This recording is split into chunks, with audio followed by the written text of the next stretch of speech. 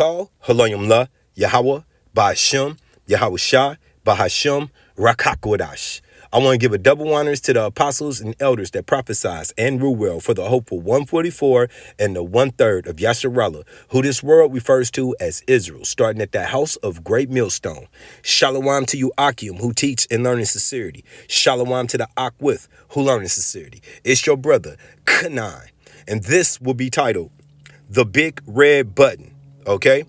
I had the precepts gathered last night, but when I woke up this morning, Apostle Zaquan, Apostle Arumai, was already in the live doing push the button. Okay, so what did the scripture say? We ought to be like-minded, okay, and teach the same thing. So this is kind of a response to Zaquan, Elder, Apostle Arumai. All right, this is the big red button. All right, the book of Isaiah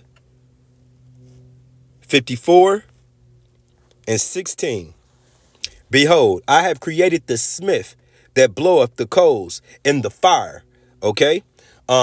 Referring to scientists like Tiemann. The German scientists after World War II was separated amongst Russia, United States. They separate them for their intelligence. Okay? So the Smith, you Oppenheimer, you know, the nuclear physics, okay, and that bring forth the instruments for his work. And I have created the waster to destroy, not to sit in a museum, not to just be a threat to flash around and threat. No, they're going to be used to destroy. Okay, those ICBMs. You still don't think they're in the Bible? Well, let's do a better job of convincing you. This is the book of Psalms. Okay, 64. Because hey, the world is obviously in super conflict right now. All right. Psalm 64 and 7. But Yahweh Bashim Yahushua shall shoot at them with an arrow. With what kind of arrow? Once again, an ICBM. Okay, the same arrow that Putin just recently took the warheads of nukes off, but still sent the ICBM over to Ukraine as a strict warning. We're not playing. What did Ukraine do? Nothing. They couldn't retaliate. They couldn't block them. He said we're doomed. Okay. And just imagine if there was nuke heads on there. All right. He dumbed it down so the West can see how powerful they are. All right. But Yahweh Bashim Shai shall shoot at them with an arrow. Suddenly shall they be wounded. Okay. And this is coming, especially over here, the spiritual Babylon, where everybody's so comfortable. All right. This is the book of Job 20 and 25. All right. It is drawn and cometh out the body. Yea, the glittering sword cometh out his gall. Terrors are upon him. The glittering. What would glitter? Them warheads. First of all, the fire pushing the missile. But them warheads, what do you think they're going to do? Okay. This is the book of Second Esdras, starting at Second Esdras 16, starting at verse 1. Woe, what does woe go into? Sorrows, misery, destruction, chaos. Woe be unto thee, Babylon and Asia. Woe be unto thee, Egypt and Syria. Okay? And are we not in spiritual Babylon, spiritual Egypt? Okay? Gird up thyself with sackcloths. Salakia. Second Esdras 16 and 2. Gird up thyself with clothes of sack and hair. Bewail your children and be sorry, for your destruction is at hand. Saying who? Yahweh Bashim Yahushua. A sword is sent upon you, and who may turn it back?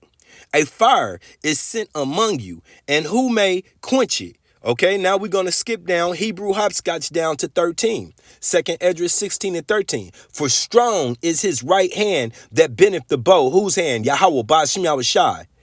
Remember, he puts it in the heart of these kings. He controls all the kings of the earth. There's not one self-rebelling king. They're all doing the will of Yahweh Ba'ashem Yahushua. No matter how wicked they appear to be, they're doing the will of Yahweh Ba'ashem Yahushua, which is eventually to bring Esau's kingdom to an end, and then bring in the kingdom of Yasharallah led by Yahweh Shai, while King David. Okay. For strong is his right hand that bendeth the bow. His arrows that he shooteth are sharp, and shall not miss when they begin to be shot into the ends of the world. What arrow can do that? What archer can do that? Behold, the plagues are sent, and shall not return again until they come upon the earth. Until what comes upon the earth? Until them nukes, those ICBMs rain upon the earth. The fire is kindled, and shall not be put out till it consumes the foundation of the earth, like as an arrow which is shot of a mighty archer returneth not backwards. Even so, the plagues that shall be sent upon earth shall not return again. Okay, and once again, these ICBMs, you can't block against them, you can't defend against them. They move at the speed of light. Okay, whatever target they sit for, they're going to hit and they're going to destroy. And why? It's the will of Yahweh Ba'ashem Yahushua. Okay? Verse 17, woe is me. Woe is me. Who will deliver me in those days? Only Yahweh Ba'ashem Yahushua. Only Yahweh Ba'ashem Yahushua. Okay? Yahweh Shai with the host of angels in those chariots come and deliver the election. The 1/3, the 144. Okay? Fair use, copyright. I'm not selling the product, strictly educational purposes. Get a load of this one. What would you do if Putin finally lost it? So frustrated by his lack of progress in his special military operation and the enormous amount of aid Ukraine has received from the West, he finally decides he has no other option. It's time to pull out the big guns, the nuclear missiles. It's a question many of us have been fortunate enough not to really have to think about since the collapse of the Soviet Union and the end of the Cold War. But the sad reality is that nuclear war with Russia is now much closer than you might think, especially after Putin did something that makes it easier to justify launching nukes at the US and its Western partners. And what is that something? That's one of the questions we're going to answer in this video as we explore why we're closer to nuclear conflict with Russia than we have been in decades, and whether Putin will really push the big red button. Rattling the nuclear saber is something that Putin has done plenty of during the war against Ukraine. Threats of a nuclear war drawing closer have been rife, especially when Putin talks through the mouths of the likes of Dmitry Medvedev. The deputy chairman of Russia's Security Council has more than once made the nuclear threat, including an instance in March 2023 when he said a nuclear apocalypse was coming into view. However, those threats were just that.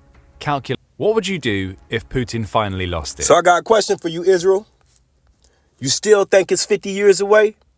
You still think that these nukes were meant for to be put in some type of museum and one day esteemed as they was just a threat to keep the world in check? Nah, these nukes are going to go off, and when they do, out with the old and in with the new. Thawada Yahweh Ba'ashem Yahushua. This is the book of Ezekiel 38, starting at verse 1.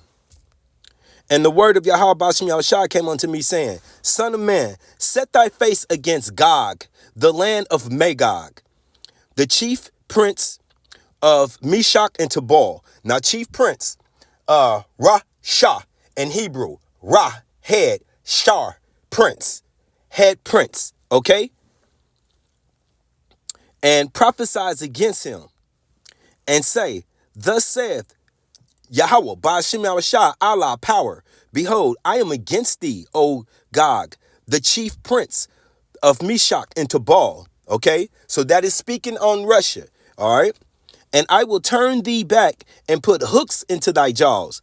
Okay, turn them back from what? From the docile state that they had been in, the lower state where they didn't have that might that they used to.